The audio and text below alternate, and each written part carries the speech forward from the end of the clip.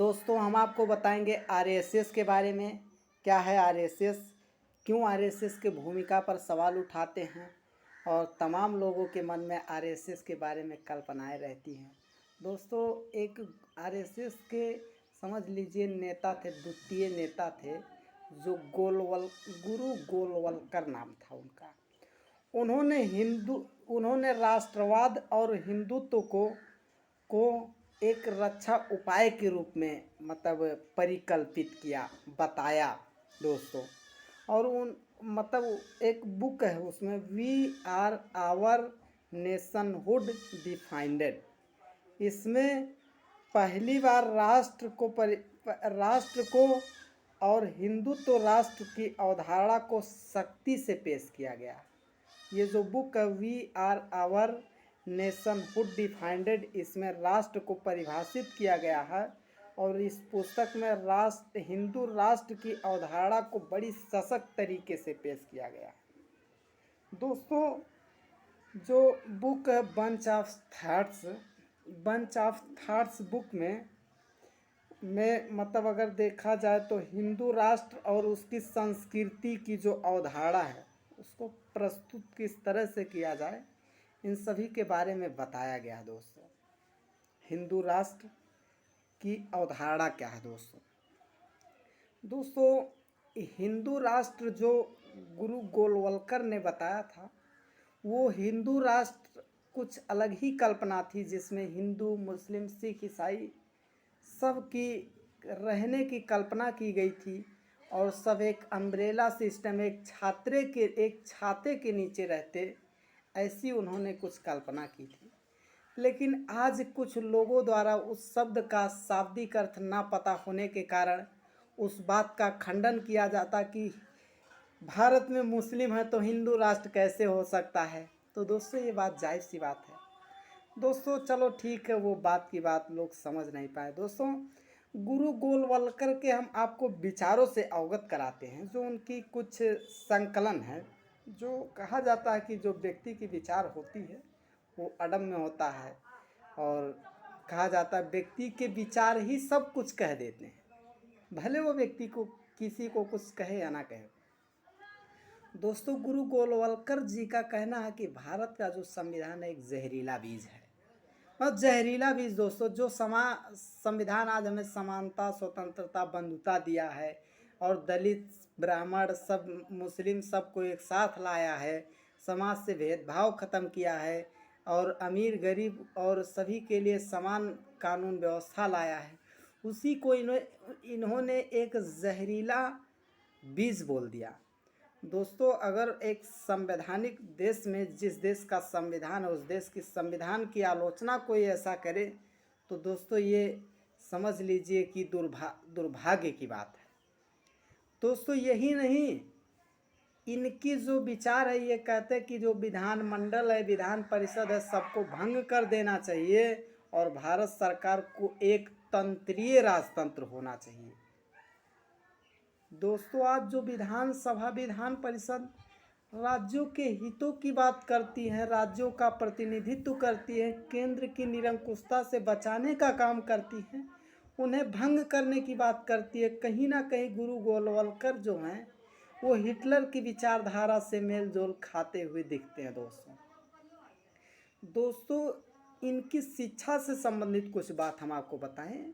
ये कहते हैं निजी स्कूल जो होता है उसमें SC ST OBC जो हैं इनको कम से कम पढ़ने का मौका दिया जाए, कम से कम दाखिला दिया जाए, और जो सरकारी स्कूल है इनको ज़्यादा से ज़्यादा दिया जाए।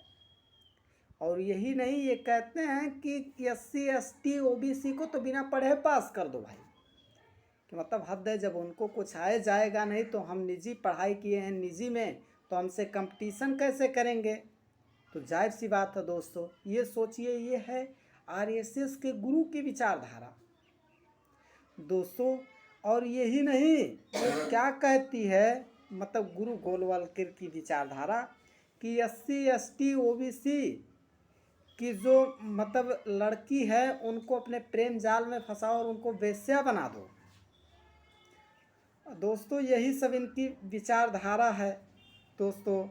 और इन्होंने ये भी कहा कि शिक्षा जो है उसका भगवाकरण होना चाहिए, मतलब स्कूल में रामायण भगवत गीता इन सभी मतलब किताबों का वो देना चाहिए। दोस्तों एक लोकतांत्रिक देश में ऐसी अगर विचारधारा किसी की है तो ये दुर्भाग्य की बात है। दोस्तों हमारे देश के हमारे बाबा साहब अम्बेडकर जी ने कहा था कि यदि हमारा कोई शत्रु है तो ब्राह्मणवादी और पूंजीवादी ही है। दोस्तों बंच ऑफ थॉट्स में सत्ता को पाने के दो उपाय बताए गए हैं, कैसे सत्ता पाया जा सकता है। बंच ऑफ थॉट्स कहती है दो समुदाय को लड़ा दो, सत्ता मिल जाएगा, जैसे आज हो रहा है और आज भी यही हो रहा है। कहीं भी आप देखिए राजनीतिक कारण से एकदम धार्मिक पोलराइजेशन हो रहा, धार्मिक ध्रुवीकरण हो रहा, हिंदू अपने जगह मुस्लिम अपने जगह, सब अपनी अलग अलग एक गुटबाजी कर रहे हैं। दोस्तों आज भारत में कहीं ना कहीं बंच ऑफ थॉट्स बुक के हिसाब से ही चल रहा है, कुछ ना कुछ कहना तो पड़ रहा है लेकिन क्या कहें। और दोस्तों बंच ऑफ थॉट्स क्या कहता है कि अगर किसी देश में सत्ता पे काबिज होना है तो उस देश की आर्थिक गतिविधि को चौपट कर दो, समाप्त कर दो, 95% ख़त्म कर दो। मतलब सही बात है, जब दोस्त आर्थिक गतिविधि उस देश में रहेगी ही नहीं तो सत्ता जायज़ सी बात जाएगी नहीं। दोस्तों यही सब है। दोस्तों अगर देखा जाए उदाहरण तो प्राइवेटाइजेशन, अगर देखिए जिस इंदिरा गांधी की सरकार ने मतलब प्राइवेट बैंकों का राष्ट्रीयकरण किया था, आज वही सरकार उन सरकारी बैंकों का निजीकरण कर रही। किस चीज़ की कमी हो गई भाई? रेलवे का प्राइवेटाइजेशन, भाई किसी तरह से देश का विकास दिख नहीं रहा है और सब योजनाएं इनकी फेल ही तो दिख रही है। ना ही one nation one ration card implemented हुआ और ना ही दोस्तों मेड इन इंडिया, ना ही मेक इन इंडिया, ना ही शहरी मिशन योजना, ना ही स्मार्ट भारत, ना ही स्मार्ट पुलिस। भाई साहब ये एक नेशनल पॉपुलिज्म जैसी विचारधारा कि ऐसा लोगों के अंदर माहौल उत्पन्न करो कि लोगों को लगे कि ये देश हित में हो रहा है, बाकी हो कुछ नहीं रहा है। दोस्तों इन सभी को लेकर आपको सोचना चाहिए। ये सब आरएसएस की विचारधारा है और हालांकि आरएसएस के कुछ अच्छे कार्य हैं, जैसे 1975 के युद्ध में आरएसएस ने एक नेतृत्वकारी और सेना के साथ सहयोगकारी भूमिका निभाई थी, जिससे प्रधानमंत्री जी खुश हुए थे और सम्मानित किया था। लेकिन दोस्तों महात्मा गांधी जी की मृत्यु के बाद आरएसएस पे ब्लेम लगे थे और आरएसएस पर प्रतिबंध भी लगा दिया गया था, बाद में प्रतिबंध बहाल कर दिया गया। दोस्तों अगर देखा जाए भारत में संविधान सर्वोच्च है, अगर आरएसएस जैसी पार्टी या आरएसएस के लोग भारत के सर्वोच्च संविधान को नहीं मानते हैं तो मुझे नहीं लगता कि वो देश के एक लोकतांत्रिक व्यवस्था का समर्थन करते हैं। वो लोकतांत्रिक व्यवस्था का विरोध करते हैं। दोस्तों जिस लोकतंत्र में लोगों को समानता एकता बंधुता सिखाया जाता है। दोस्तों धन्यवाद। दोस्तों अगर मेरी जानकारी आपको अच्छी लगी तो शेयर करें। आप हमें टेलीग्राम पे फॉलो कर सकते हैं, आप हमें इंस्टाग्राम पे फॉलो कर सकते हैं। धन्यवाद दोस्तों।